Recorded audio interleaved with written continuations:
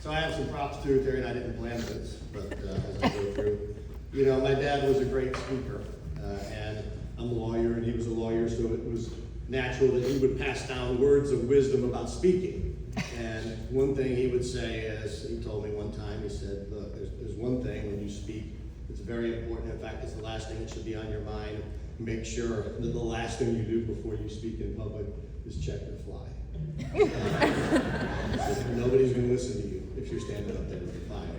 Check your fly down. You know, some of you, many of you may know me from a child. Family obviously does. I don't need any amens to this next statement, but here and there I've made some poor decisions in life. Okay? Amen. But, thank you. I said I didn't need to punch him, so one second. But I'm not sure that the worst decision I've made is trying to get up here at this point and speak coherently about my dad.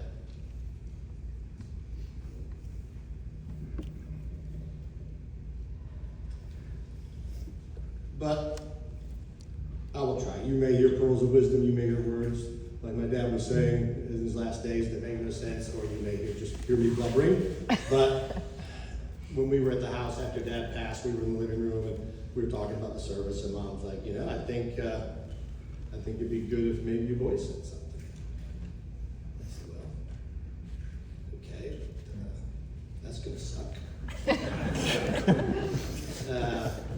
But Mom wanted it, and I could have said, well, Mom, how about you try doing that in this situation? And if you know my mom, she would have said, well, I can. And she could, because you're a rock. And that's what will get you through. So we'll try this. Dad was born alive. He was actually raised in Portland, Oregon. His dad went out there to basically preach the gospel. He was basically an only child. He did have an older sister, but she was so much older that she was pretty much out of the house when he was very young. And so he was raised by great parents, but it was a very small unit. His parents were crazy intelligent, and Dad was even more crazy intelligent, and he was very successful in school. And he was studious, and he was a hard worker, and he loved to learn, and he loved to read. And he did so well that, as Terry said, he got a full scholarship to Duke. And then, as Terry said, stealing my thunder, my dad decided that the best way to get there, contrary to this seemingly great intelligence, was to buy a Vespa scooter and travel 2,842 miles at 30 miles an hour. You can do the math on your phone, probably a month, I don't know. But that was some of the quirkiness Terry talked about. And he arrived at Duke, and he did well there, receiving multiple degrees and honors and high honors in everything he did. And then the greatest thing he did there was to meet this little Spanish lady named Juanita.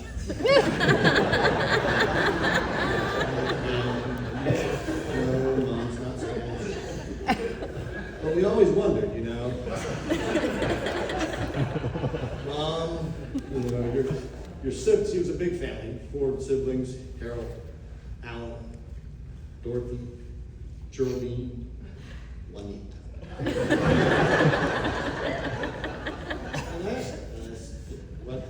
What's up? What's the deal here? And she said that her mom had just heard the name one day and thought it was beautiful. Yeah. And it was. And it fits you, Mom. And then Dad met Mom's family. And it was a big family. It was a Southern family. It was a warm, welcoming family. They loved to talk. They loved to kid. They loved to joke around. They loved to play ball in the yard. They loved to cook and share meals together. And my dad fell in love with that. It was very different from the family he had. And he wanted that big family. And then he decided to go after that, and he fell in love with Juanita, and they were married, and they had their first child fairly early on in marriage, Ted, and then they had Terry, actually technically a little bit less than a year later. And then they waited 3 years, I imagine, because they needed to get it right. They desperately wanted a girl. And they got it. Oh no. But unfortunately for them, that was not the first time I would disappoint them. But they were always full of grace and mercy. And Dad was a wonderful father. And he got his big family. and our leader, and he lived the life that we're so proud of. But I want to share 3 things he said, and they explain a little bit about who he was. And these aren't phrases that he shared in books, the many books he wrote. They're not phrases he shared when he was speaking. They're not phrases he shared when he was teaching. They're not phrases he shared until the last few days of his life. And to put context to that, as Terry said, in those last few days, Dad was not overly coherent. He was not lucid. He was talking out of his head a little bit. He had delirium. His body was very weak. And in the very last few days, as Terry said again, he couldn't hardly speak. He was at best.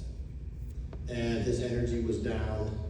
And he could only get some of the energy to even get a phrase out, typically a few times a day, and mostly when family would come in and he would see us, and he was happy to see us, and he would have enough energy to maybe say a little something, one word separated at a time in a whisper. And I want to share 3 of them. And they said they were going to cry, but I didn't see really a whole lot of that, but you're about to see some. You're waiting on that. Here it comes. So now not the sorry microphone.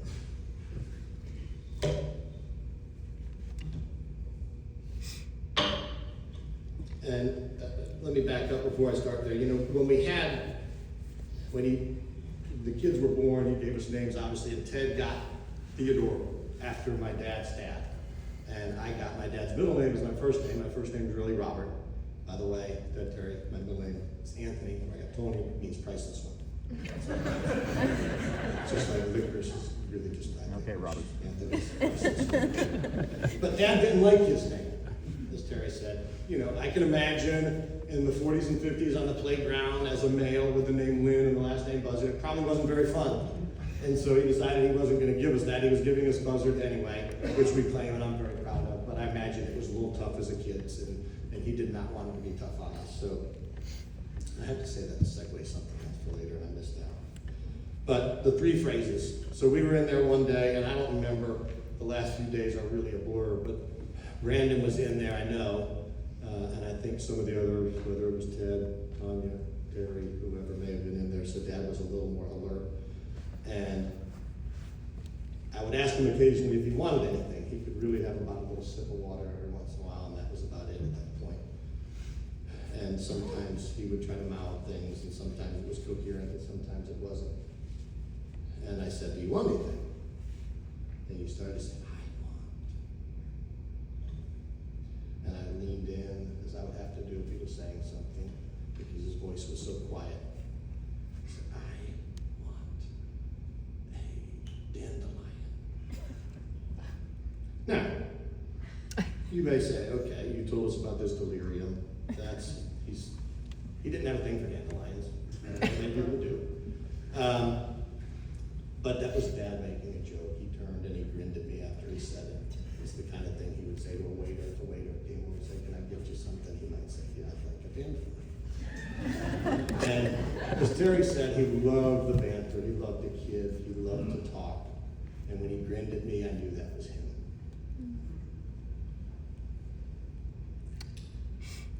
Brandon and I went down outside. I said, "Well, let's see if we can find a dandelion." We went down there. We went outside. And I had a little weed thing, and I'm not about weeds, but there's little weed things that grow a little stem and has a little kind of off-white little flower at the top. I'm like, "Okay, it's not a dandelion, it's something."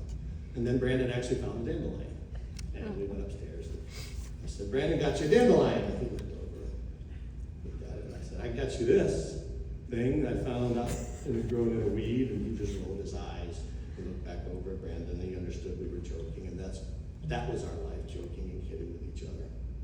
So that was one thing about that. The second phrase was uttered again in these last few days. It was a blur. We were there because he had the energy to say it.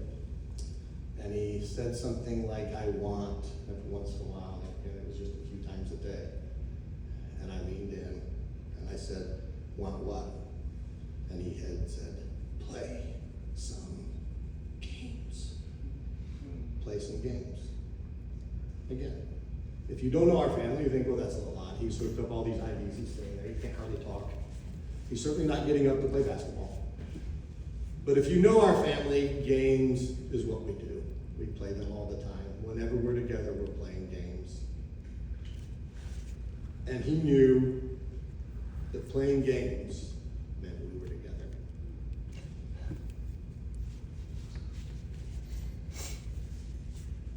He wanted to be home so desperately with his big family, playing games. And he would want us to continue playing games. And we will. And I'll be Ted and Terry. Here I am.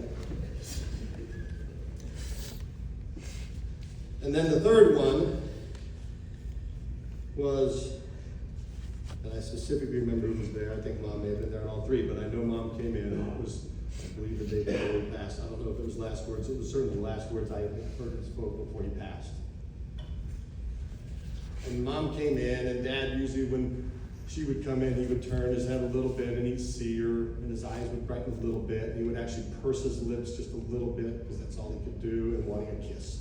And Mom would lean over and give him a kiss. And kind of right behind her, not with her, but right behind her were three nurses, and the nurses there were very good, and they'd come in every time.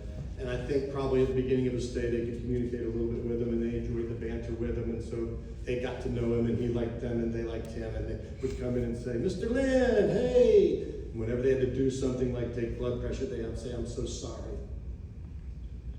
And they came in behind Mom, and Mom was on that side of the bed, and I was on this side, and my dad, again, wanted to say something.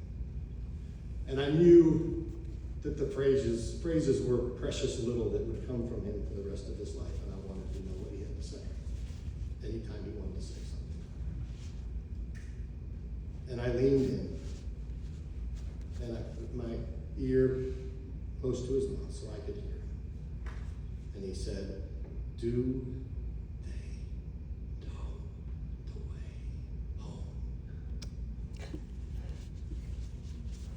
Now, at first I thought Dad wanted to go home so badly and be out of this place. And these were nurses, though. They weren't transport people. I'd seen them every day. I believe Dad knew at that point that he was probably not leaving that facility. And when he was talking about home, he was not talking about 1516 Keith Hills Road.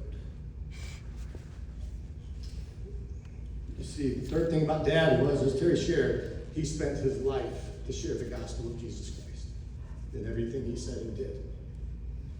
And in the last words he spoke, he was asking me about these people who he knew and got to meet. And I can't help but think he was wondering, do they know the way home? Your bodies like his and mine will go away. You won't go to a house. And the most important question that he would be remiss if I didn't remind everyone to ask yourself and your loved ones is, do you know the way home?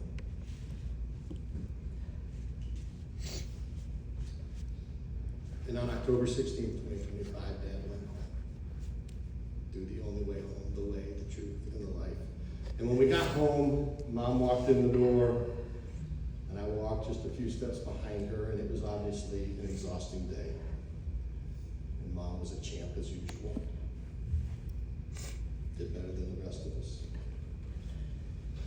And we walked in those doors where, in a house they had built, and I said, Mom, Dad's home.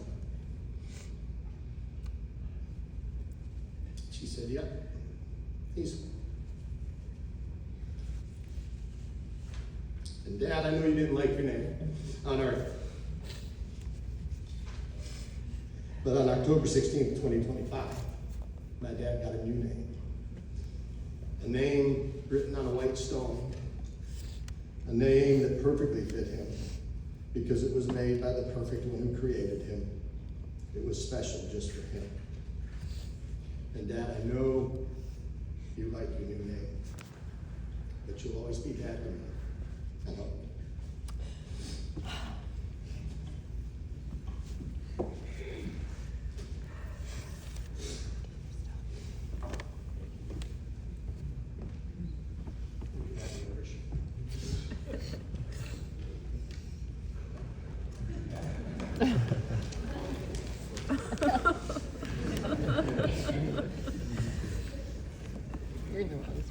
him. Thank you for those memories.